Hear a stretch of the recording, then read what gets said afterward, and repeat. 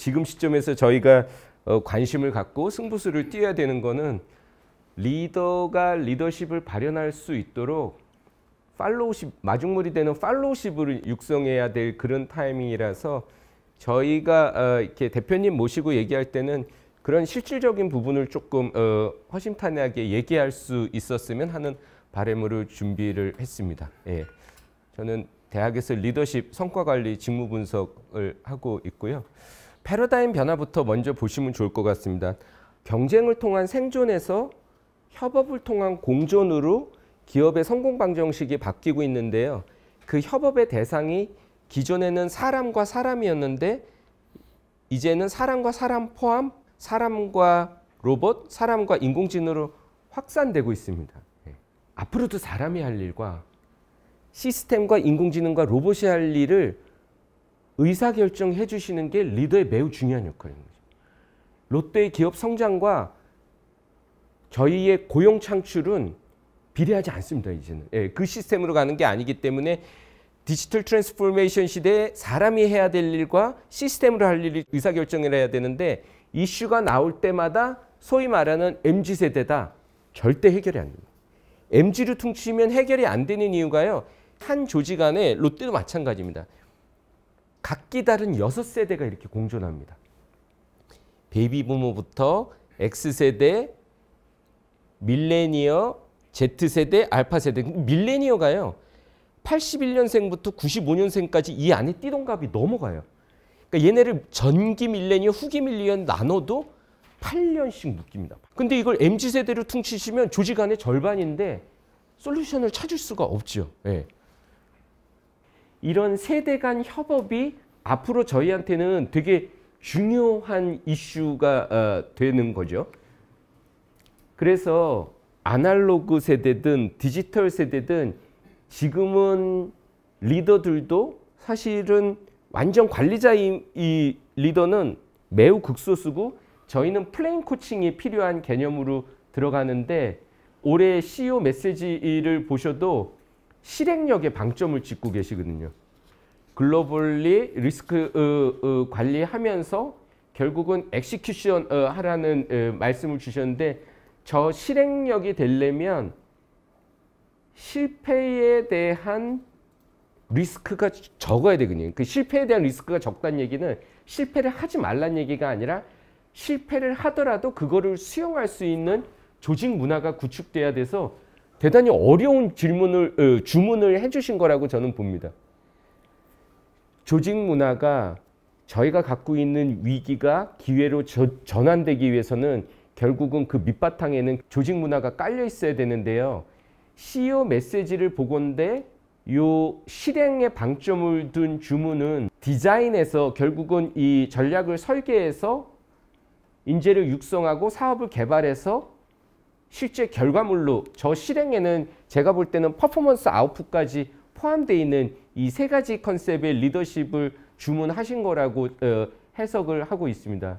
그래서 케이스별로 저희가 조직 문화를 디자인하고 이 부분을 팔로우십으로 잡으려는 거는 퍼포먼스가 낮은 혹은 몰입도가 낮은 직원들을 저희가 인터뷰를 해보면 권한이임을 해달라, 워크-라이프 밸런스가 중요하다라고 얘기를 하는데 주니어에서 그런 얘기들이 주로 오니까 기업에서도 주니어들의 월라벨에 대해서 치중을 많이 하시는데 조직 문화 진단을 하더라도 서베이를 하더라도 저는 나중에는 저희가 진단한 결과도 직급별로 다시 분석을 해야 된다고 봐요.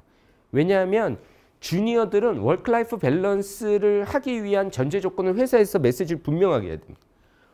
워크-라이프 밸런스의 전제 조건은 내가 맡은 일을 업무 시간 안에 퀄리티에 맞게 끝내놓을 수 있는 역량이 갖추어져야 그 다음에 워크-라이프 밸런스예요. 그 수준에 다다를 때까지는 워크 러닝 밸런스가 먼저 전제되어서 일하면서 내가 학습을 해서 나한테 맡겨진 일을 수행할 수 있는 역량을 갖추면 그 다음에 워크-라이프 밸런스인 거죠. 그렇기 때문에 리더십 개발보다는 이제는 팔로우십이고 워크-라이프 밸런스를 이루고 싶으면 워크 러닝 밸런스를 갖춰야 됩니다. 근데 이거를 저희가 진단을 할 때도 평균치를 놓고 다 같이 전사적으로 서베이를 한 다음에 평균치를 놓고 보면 얘네를 신경 안 쓸 수가 없죠. 고용관계라는 걸 명확하게 하고 그런 부분들은 사실은 저희가 메시지를 분명하게 해야 됩니다. 그리고 앞으로는 인력의 효율성을 높이기 위해서 디지털 트랜스포메이션 시대에는 또 한 가지의 전제 조건이 탤런트 트랜스포메이션이 돼야 되기 때문에 전통적인 팀 구조로 가면 인력 효율성이 절대로 나올 수가 없고요. 저희는 한번 뽑으면 해고 더하기가 거의 불가능하기 때문에 개인 자체가 아니라 팀 자체를 크로스 펑션 팀으로 다기능 팀으로 만들 필요가 있습니다.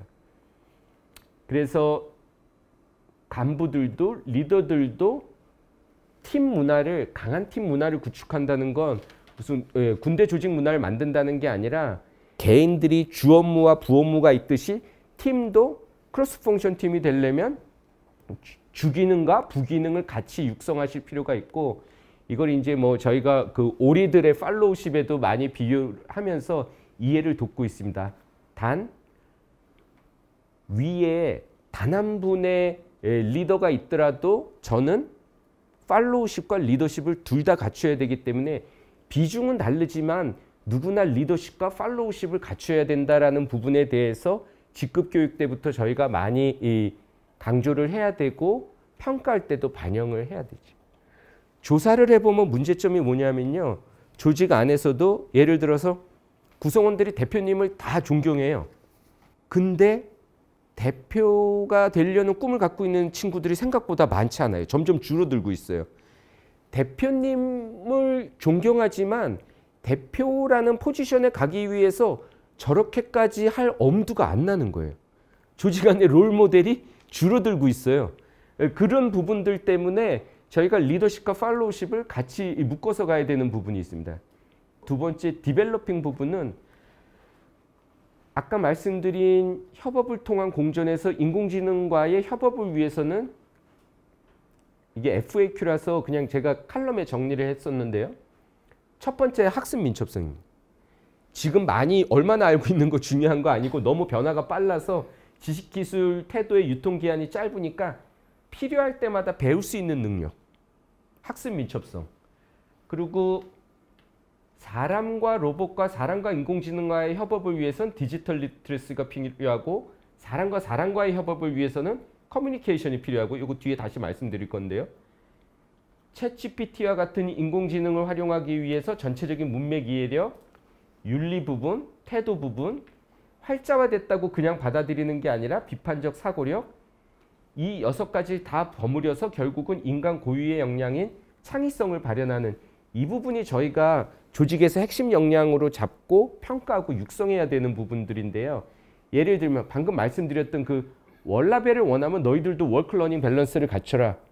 그래서 조직 안에서 저희가 조직의 긍정 조직 문화를 만드는 것도 여러 가지 측면에서 비전 공유를 하기 위한 노력인데 교집합을 찾아야 되는데 학습한 경험, 업무한 경험, 피드백을 받는 경험 등이 너무 차이가 나다 보니 리더십만 갖고 개발해서는 안 되고 지금은 팔로우십하고 같이 육성을 해야 돼요. 피드백의 수용성을 높이기 위해서 저희가 그래도 신경 쓰는 회사들은 평가 시즌 되면 리더분들한테 피드백 주는 코칭 세션 그룹으로라도 열거든요. 근데 피드백을 주는 게 문제가 아니라 실제 상황을 분석해 보면 피드백을 받는 수용성에 더 문제가 있어요. 칭찬하는 장려사항만 귀신같이 캐치업하고요. 고쳐야 되는 개선사항에 대해서는 죽기 살기로 물고 늘어지고 반박해요. 개인적으로 받아들여서 그래. 이게 너의 성장과 팀의 성장에 도움이 될 수 있도록 내가 부담스러움에도 불구하고 팀장이기 때문에 리더이기 때문에 나도 고심해서 너한테 전달하는 거야 라는 전제 조건을 전혀 수용하지 않고 개인적으로 받으래. 방어 기제만 열심히 만드는 거예요. 그래서 이런 코칭 세션도 평가 세션도 평가자뿐만 아니라 피평가자들 이런 내용들을 어떻게 수용할 수 있는지에 대한 부분들을 배워야 되죠. 그러니까 이상적인 리더십이 있는 게 아니라 더 적합한 리더십과 덜 적합한 리더십이 있기 때문에 팔로우십하고 궁합을 봐야 되는 거죠. 그래야 비로소 저희가 원하는 성과 창출이 난다는 겁니다. 아날로그 방식이 나쁜 게 아니라 디지털 방식과 아날로그 방식의 아레나를 잘 정립해주고 리더십으로 드라이브를 걸 게 아니라 손은 누가 키우나? 손은 팔로우들이 키우는 거거든요. 예. 팔로우십과 마중물을 만들 수 있는 내용들을 같이 저희가 교집합을 키워가야 저희가 지금 올해 꿈꾸고 있는 디자인과 디벨로핑과 두잉을 통해서 실행력을 강화시키라는 건 결국은 성과를 보여줘야 되기 때문에 그런 측면에서 리더십 전략을 짜고 조직 문화를 구축해야 되지 않을까 싶습니다.